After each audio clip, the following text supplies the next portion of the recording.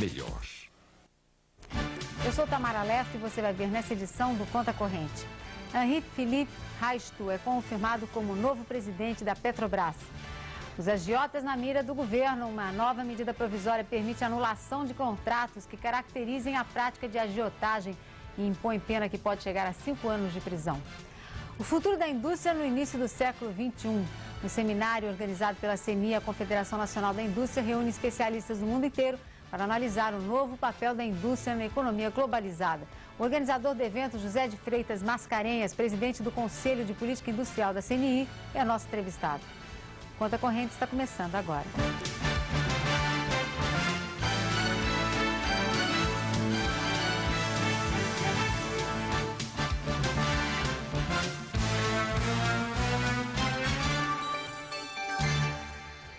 Confirmado para a presidência da Petrobras, o economista Henri Philippe Raistu.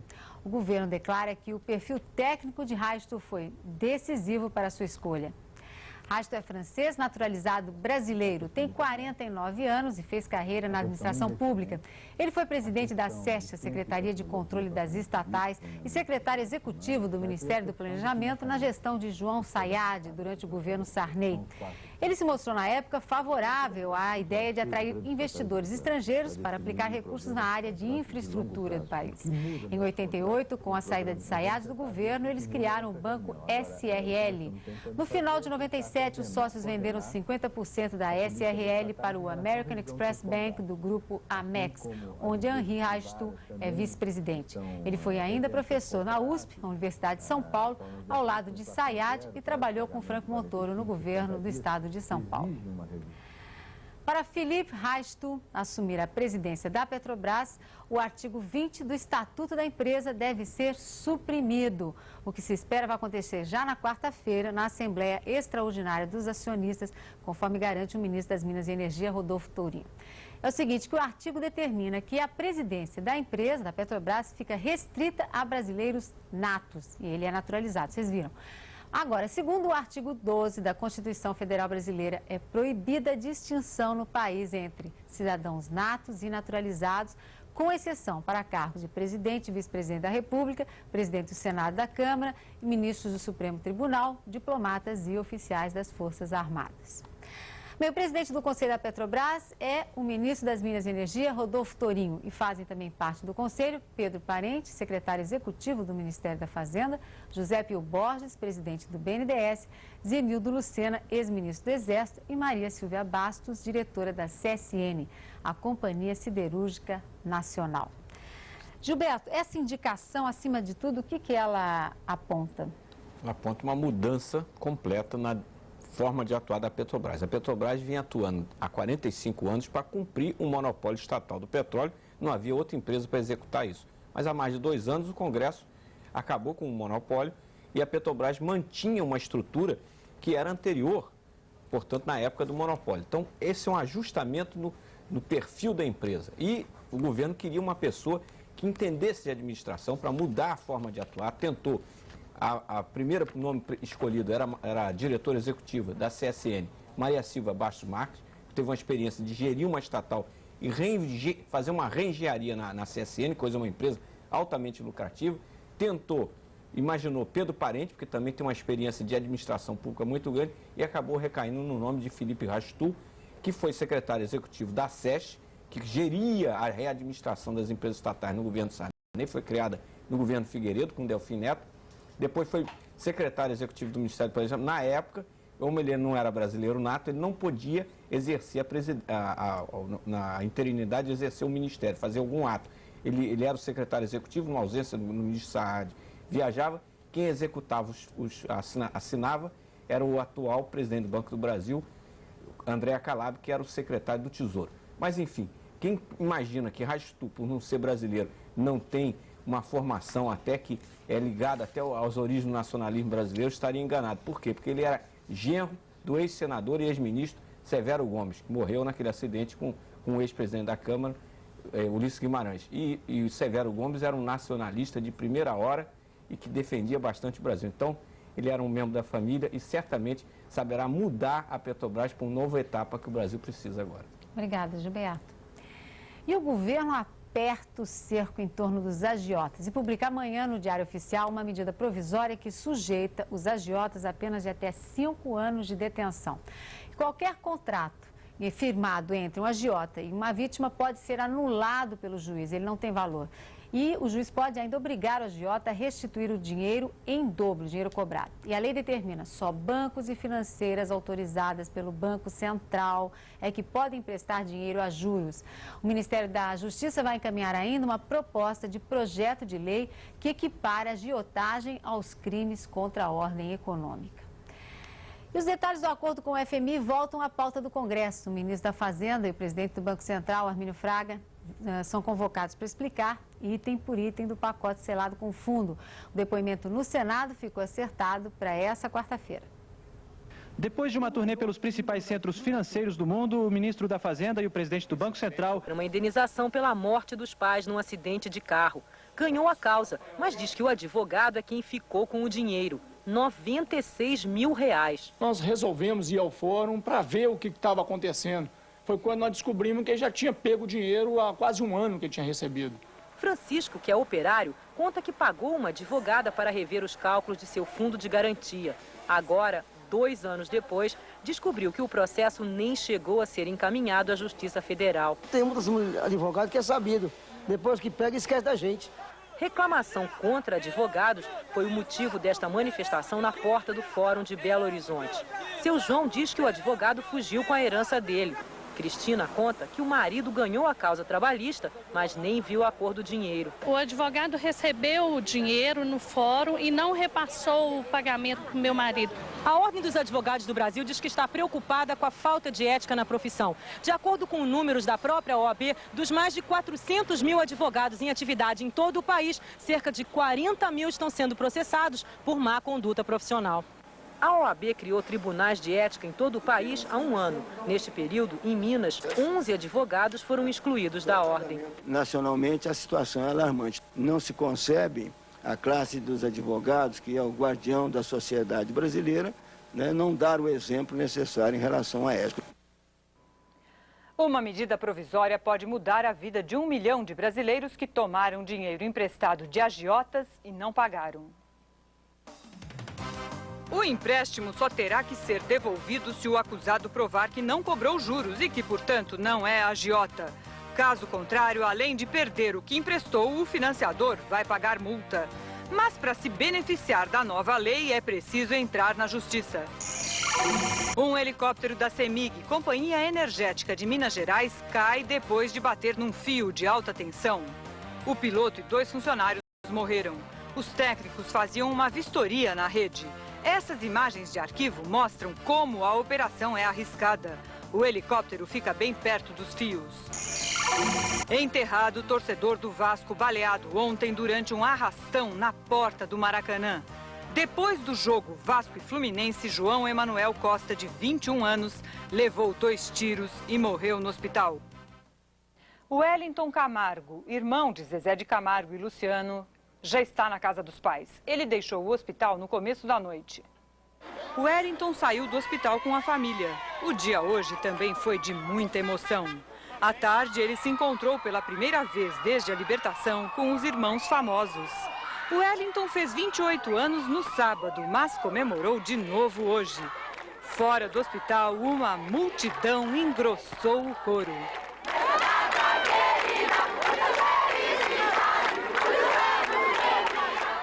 O Wellington ficou 95 dias neste galpão, no fundo de uma chácara entre Guapó e Aragoiânia, a 25 quilômetros da capital. 18 suspeitos já foram presos em 3 estados: Goiás, Mato Grosso do Sul e São Paulo. Os 3 homens que planejaram o sequestro estavam em Campo Grande. Com eles, a polícia apreendeu 85% do dinheiro do resgate. Um dos sequestradores confessou que eles queriam mesmo era sequestrar um dos filhos de Zezé de Camargo. O cara ia pegar a filha dele. O governo gaúcho suspende empréstimos e subsídios e surpreende as fábricas de automóveis. A Federação das Indústrias acha que a medida pode atrapalhar o interesse de novas fábricas pelo estado. Mas o governador decidiu investir o dinheiro em saúde e educação. A suspensão dos financiamentos caiu como uma bomba. Os contratos foram assinados pelo ex-governador Antônio Brito e previam isenções fiscais e empréstimos de 870 milhões de reais para a Ford e a General Motors. As montadoras teriam 37 anos para pagar, com juros de 6% ao ano, sem correção monetária. O governador atual diz que não tem como liberar os 467 milhões de reais que ainda restam. Pelo contrato, a GM receberia 405 milhões de reais para se instalar no estado. O governo já liberou 348 milhões entre empréstimos e obras e avisou que não vai mais liberar os 57 milhões restantes. No caso da Ford, o acerto foi de 461 milhões de reais. A montadora já recebeu 51 milhões e acaba de perder os 410 milhões que esperava. Como estão recém-iniciando as obras, nós tememos que a Ford poderá tomar uma decisão de cancelar ou suspender seus investimentos no Rio Grande do Sul. Um Estado perde a confiança, a confiabilidade, a credibilidade para buscar novos investimentos. As montadoras não quiseram entrar na polêmica. A General Motors divulgou uma nota agora à noite, dizendo que está cumprindo religiosamente com a sua parte no contrato e espera que o governo gaúcho faça o mesmo. A Ford disse apenas que está pedindo uma audiência com o governador Olívio Dutra. A Ford e a GM não podem ter dinheiro do erário público, porque o dinheiro que sair dali é o dinheiro que falta para a saúde, para a educação, para o saneamento básico. O Banco Central continua controlando o dólar de perto. Hoje vendeu e comprou para evitar flutuações e acabou mantendo o preço estável em R$ 1,85. No mercado, só se falava hoje no leilão de amanhã dos títulos do Tesouro com juros pré-fixados. A emissão desses papéis estava suspensa desde o auge da crise da Rússia em setembro do ano passado. Tem muita gente torcendo para que o governo mostre amanhã que está disposto a reduzir os juros, talvez dos 45% de hoje para algo entre 38,5% e 42% ao ano. Daqui a pouco, combates e medo no Kosovo, a guerra cresce e o ataque da OTAN na Iugoslávia é iminente. Começa o julgamento do médico que mata pacientes terminais nos Estados Unidos. 400 anos depois, um escritor é campeão de vendas e está na última moda no cinema, nas artes e até na política. O mundo volta a se apaixonar por Shakespeare. Alerta das Nações Unidas: a disputa pela água pode acabar em guerra nos próximos anos. E a seguir, o exemplo de um velhinho que se adaptou ao computador aos 80 anos prova que o medo da novidade depois dos 50 é pura bobagem. Voos cancelados, queda nas vendas dos pacotes para o exterior. O aeroporto vazio é a imagem da crise no turismo. Só este mês, o aeroporto de Confins, em Minas Gerais, está operando com apenas 20% da capacidade. Confins foi construído há 15 anos. Pensando no crescimento da cidade, foi escolhido um local a 43 quilômetros de Belo Horizonte. O aeroporto está entre os 10 maiores do país. Mas o que chama atenção aqui é a falta de movimento. Ao contrário de outros grandes aeroportos, Confins nunca tem congestionamento na pista. Um avião pousa ou decola a cada 24 minutos. A capacidade é para 5 milhões de passageiros por ano. Em 98, só 1 milhão de pessoas subiram ou desceram de voos aqui. Deveriam ser estudados a melhor maneira para o passageiro ter acesso para Confins. Este mês, a previsão é de menos gente ainda. 6 voos já foram cancelados para São Paulo, Brasília e Rio de Janeiro. A capacidade de carga também é subutilizada. Poderia transportar 40 mil toneladas, mas movimentou 15 mil no ano passado. É uma obra um tanto quanto faraônica para Belo Horizonte. Com pouco movimento, as 62 lojas ficam vazias. Na única choperia do aeroporto, o movimento caiu 70% nos últimos 2 meses. Quase sempre o bar está desse jeito, vazio. Hoje, por exemplo, foram atendidas 20 pessoas, o dia inteiro. A tendência realmente é acontecer o pior. A loja de artesanato vai fechar depois de 14 anos. Eu abro às 9 horas, fecho às 20, às vezes não atendo cliente nenhum. A Infraero reconhece a crise, mas acha que vai passar. Essa questão do cancelamento de voo, isso é sazonal. Isso está acontecendo não só em Confins, mas em todos os aeroportos. De janeiro para cá, o real caiu 34,5%. As vendas de pacotes de viagem internacional caíram junto, mais ou menos na mesma proporção. As agências tentam se virar e bolam viagens mais curtas e mais baratas. As duas amigas tinham planos de conhecer o mundo até a desvalorização do real. Agora, ao pesquisar o preço de um pacote, elas têm a noção de quanto ficou mais caro sair do Brasil. Você vai gastar quase que o dobro. A vontade é grande, mas pesa. Pesa também para a operadora de turismo. Nesta, a maior do país, a venda de viagens ao exterior caiu 30%. Um pacote de 7 noites para Nova York custava, no início do ano, R$ 1.775 por pessoa. Hoje sai por R$ 2.335, 31% mais caro. A empresa ainda conseguiu descontos em dólar com hotéis no exterior e companhias aéreas, sem os quais o aumento dos preços seria ainda maior. Conseguimos reduções na hotelaria por 90 dias de até 30%. Além de baixar os preços em dólar, as agências estão criando novos produtos para o turista brasileiro. São pacotes com redução dos dias no exterior e mais baratos. Para Nova York, já há pacotes de 4 dias. Para Cancún, no México, a viagem de 7 dias passou para 6, com desconto de R$ 580. Apesar disso, muitos preferem não cruzar as fronteiras. É o caso de Carmen, que cancelou uma viagem para os Estados Unidos, onde a mãe dela está morando. Se você viaja, chega lá, você gasta $20 no cartão, ou sei lá. Você volta um mês depois, quanto você vai pagar aqui? Você não sabe o custo da tua viagem, em real, quanto vai ser. Carmen não foi, mas a mãe veio ao Rio para gastar aqui os dólares que ganha lá. Eu vou gastar aqui, ficou reduzida a metade. Decifrar a linguagem do computador depois dos 50 anos pode ser um desafio, mas um grupo de alunos de Curitiba não achou difícil. O mais entusiasmado trocou a máquina de escrever pelo computador aos 80 anos. Letras ornamentais desenhadas com arte e capricho, um talento que já foi ganha-pão. Com a mesma paixão pelas letras, o escrivão passou da caneta para a máquina de escrever. Aos 80 anos, é a vez do computador. Eu sempre gosto de coisas avantes, assim, não gosto de coisas passadas. O escrivão aposentado é um dos alunos mais velhos de uma turma que está decifrando o computador depois dos 50. No curso preparado pelo Senac, especialmente para eles, informática deixa de ser assunto de jovem. E eles fazem planos. Elvira quer realizar um antigo projeto. Tenho memórias anotadas desde a minha infância, né? Então pretendo mais tarde colocar no papel. Seu Américo é um dos mais dedicados. Em casa, pode finalmente tirar o neto da frente do computador. Ele sempre perguntou quando é que eu ia ensinar ele a mexer no computador e tal. Mas aí... Você não ensinou? Ele foi fazer o curso. O mundo está se entendendo através do computador, né? Eu quero atualizar. Gosto de ver coisa nova. Aos 55 anos, a Lete está terminando o 3º curso superior. É professora de português, francês e alemão. Por enquanto, ela ainda prepara as aulas à mão, mas em breve vai trocar definitivamente a caneta pelo computador. Com ele, eu não me sinto mais sozinha. Eu posso trabalhar durante a noite, posso trabalhar pela manhã, nos intervalos de aula. Foi uma coisa surpreendente, porque eu não sabia que eu poderia fazer isso e descobri que eu posso. Daqui a pouco, a América tenta explicar o fenômeno Shakespeare, que está em todas e é a última moda. E a seguir, medo de guerra no ar nos Balcãs. Os esforços de paz fracassam de novo no Kosovo.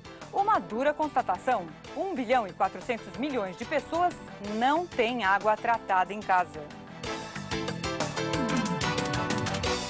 Não está descartado e pode acontecer a qualquer momento. O presidente iugoslavo Slobodan Milošević continua aparentemente inflexível, apesar da pressão do enviado americano Richard Holbrooke. Milošević bate na mesma tecla. Quer as tropas da OTAN fora das negociações. Enquanto isso, os combates continuam. A maioria albanesa luta com os sérvios porque quer a independência de Kosovo. Se não houver acordo, a OTAN ameaça usar a força para acabar com a guerra. Começa nos Estados Unidos o julgamento do Dr. Morte. Acusado de assassinato, ele fará a própria defesa. O médico Jack Kevorkian admite ter ajudado 130 pacientes a se matar. A morte de um deles, Thomas Yuk, foi gravada. O Dr. Morte pode ser condenado à prisão perpétua. Os conflitos étnicos fazem mais vítimas na Indonésia. Mais de 100 pessoas são mortas na ilha de Bornéu, numa disputa entre a etnia local e uma minoria da ilha de Madura. Há relatos de canibalismo. Uma mulher morre e 8 pessoas ficam feridas num parque de diversões no Texas. Um carrinho virou ao mergulhar num lago em alta velocidade. O socorro foi rápido, mas uma mulher morreu de parada cardíaca. Todos vivemos da água. Com esse lema, a ONU comemorou hoje o Dia Mundial da Água. Um recurso ainda considerado praticamente inesgotável, salvo pelos países áridos. Mas longe de ser assim, a falta d'água pode ser o maior obstáculo à erradicação da pobreza no mundo. 1,4 bilhão de pessoas vivem sem água limpa e encanada no mundo. Diarreia, infecções intestinais e esquistossomose são as doenças mais conhecidas que atacam o homem que bebe água não tratada. Hoje, 1/3 da população mundial sofre com o que está sendo chamado de estresse da água, que é lidar diariamente com a falta ou a contaminação da água por esgotos e produtos químicos. Gente que vive em regiões pobres do planeta, sem condições econômicas para encontrar uma solução. Não é extremamente caro levar água fresca para quem não tem. Custa $50 por pessoa na zona rural e 105 nas cidades. A estimativa da ONU é que com um investimento extra de 17 bilhões de dólares por ano durante 10 anos, seria possível acabar com o problema da água e do saneamento básico em todo o mundo. Parece muito dinheiro, mas é o que os Estados Unidos e a Europa gastam anualmente com comida para animais domésticos. A disputa pela água escassa vai ficar mais violenta nos próximos anos. A ONU prevê guerras internacionais e civis. O número de rios e lagos que hoje são divididos entre 2 ou mais países chega a 300. O Nilo, por exemplo, 9 países africanos dependem de suas águas. A falta de água prejudica especialmente a agricultura, que usa quase 80% de toda a água disponível no mundo. E quando a água é pouca, a comida também é pouca. A Terra tem uma capacidade limitada de produção de água fresca.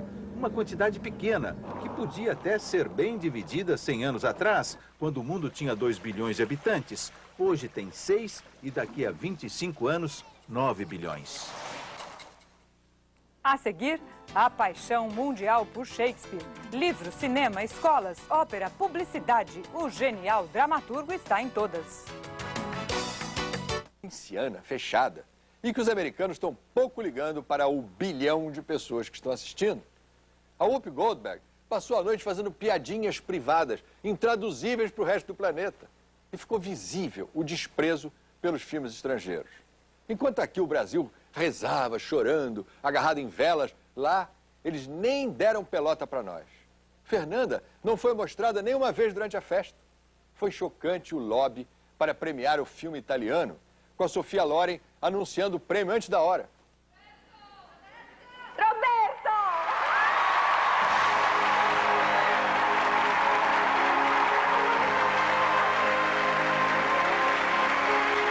Mas por que, me perguntaram, encheram tanto a bola do Benigni? Porque, depois de conquistado o mercado europeu, onde hoje só passa filme americano, depois de destruído o cinema italiano, o cinema francês, etc., eles têm de premiar o mau cinema corrompido por Hollywood, feito esse abacaxi que puxa o saco da América.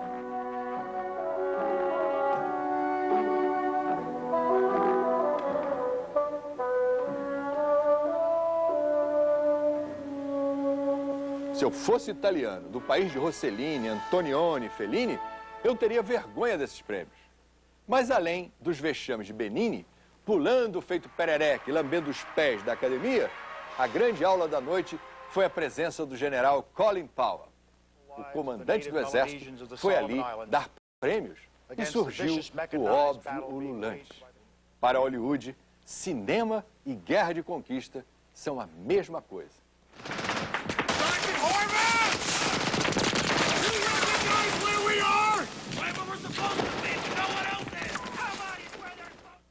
O outro grande vencedor da noite foi Shakespeare Apaixonado. O filme levou 7 prêmios, inclusive o de melhor atriz, para Gwyneth Paltrow. Mas quem devia mesmo levar o Oscar pelo conjunto da obra é o bardo inglês. 400 anos depois, William Shakespeare nunca esteve tão em evidência. Ser popular, 400 anos, 20 gerações depois da dele. Shakespeare ainda está, o tempo todo, nos palcos de quase todas as nações. Nos Estados Unidos, 90% das escolas ensinam Shakespeare. O bardo está na TV. Para vender carros, um trecho de Macbeth. William pode não ter feito do xará Clinton um melhor presidente, mas certamente melhora os discursos. Courage mounteth with occasion. Out breathe candle. Mesmo um príncipe cai no encanto e declama Shakespeare. Villainous, abominable misleader of youth, full stop. A obra dele está em 180 óperas, mais de 300 filmes, e já tem outros 7 prontos para serem lançados. Só a Bíblia supera as vendas dos livros de Shakespeare. Ele criou mais seres humanos do que qualquer um, com exceção de Deus, diz o professor Harold Bloom, da Universidade de Yale. Em 37 peças, mais de 800 personagens. Um para cada qualidade humana. Um para cada fraqueza. O ciumento, o herói, o sábio, o conspirador. Ele nos ensinou a falar e a pensar, diz o professor. O que chamamos de nossas emoções eram antes os pensamentos dele. Shakespeare fez a língua inglesa mais rica. Inventou e adaptou de outros idiomas milhares de palavras.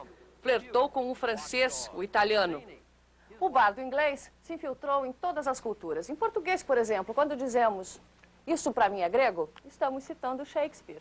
O amor é cego. Há mais coisas entre o céu e a terra do que sonha tua vã filosofia. Shakespeare. Nomes de livros: O Sonho e a Fúria, Admirável Mundo Novo, tudo Shakespeare. E ainda tem as famosas: Meu Reino por um Cavalo e Ser ou Não Ser. Eis a questão. Shakespeare, se me permitem, conhecia a substância de que são feitos os sonhos e a alma humana. O poder corrompe, o ciúme é fatal. A despedida é uma dor tão doce. Tudo está bem quando acaba bem.